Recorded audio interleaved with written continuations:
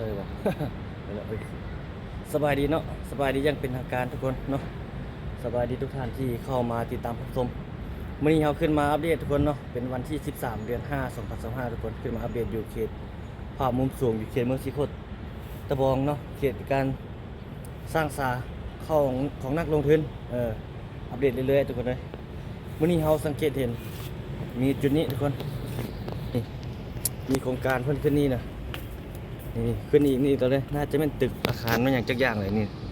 เสาเขามื้อนั้นเขาว่าเพิ่นอันนั้นเครื่องยก ยกเครื่องแท้จริงไม่เป็นโครงการเป็นน่าจะเป็นตึกขึ้นมาเลยนี่เพิ่นต่อเสาเข็มแล้วก็ต่อไปนี่ก็แม่นมีอีกนี่ทุกคนนี่บนนี้ก็แม่นน่าจะแม่นนี่นะขึ้นเรื่อยๆเนาะขักดีหลายแบบนี้ทุกคนเลย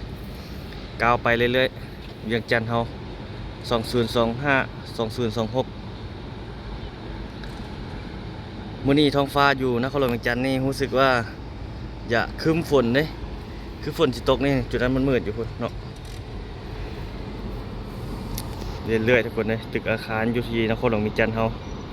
อันนี้ขึ้นมาอัปเดตล่าสุดในมื้อนี้ให้ทุกท่านได้เบิ่งในวันที่13นี้เนาะ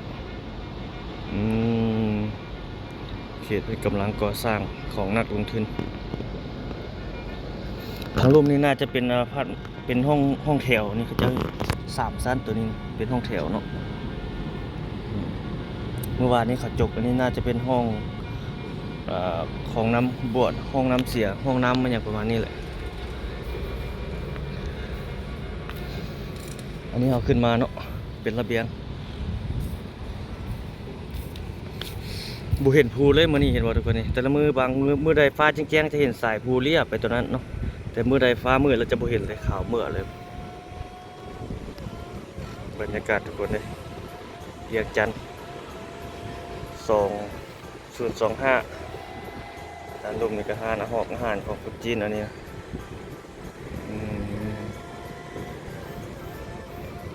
ถ้าท่านใดยังบ่ทันติดตามช่องของเราติดตามไว้เดี๋ยวเราไปเบิ่งนั้นเนาะเล็ดคุณเอามาอัปเดตให้ประชาชนได้เห็นเดี๋ยวย่างไปทางส่วนเบื้องนั้น อัปเดตเรื่อยๆ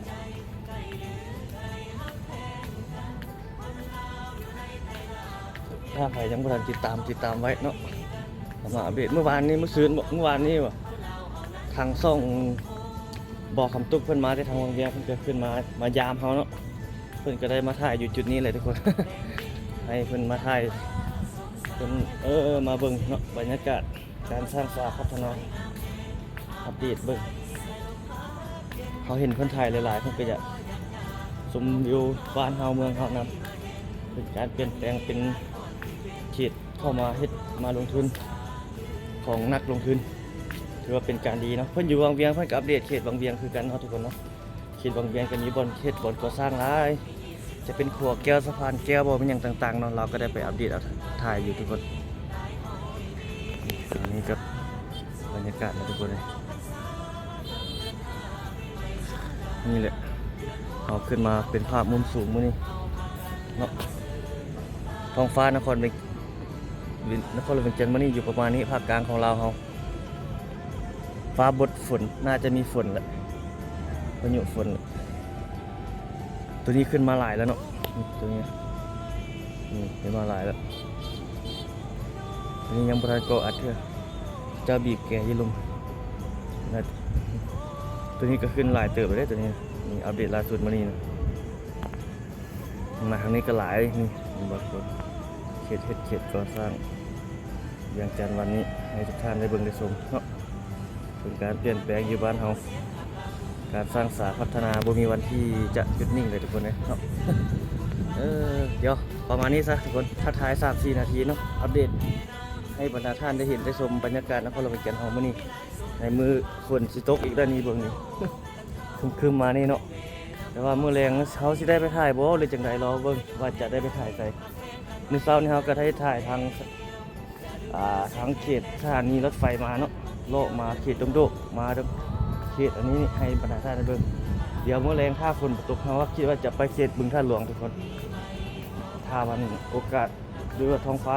เอื้อมหน่อยครับก็จะไปพุ่นแหละมื้อนี้ เอาขอบใจทุกท่านที่เข้าติดตามรับชมเนาะพบกันใหม่ทุกคนสวัสดี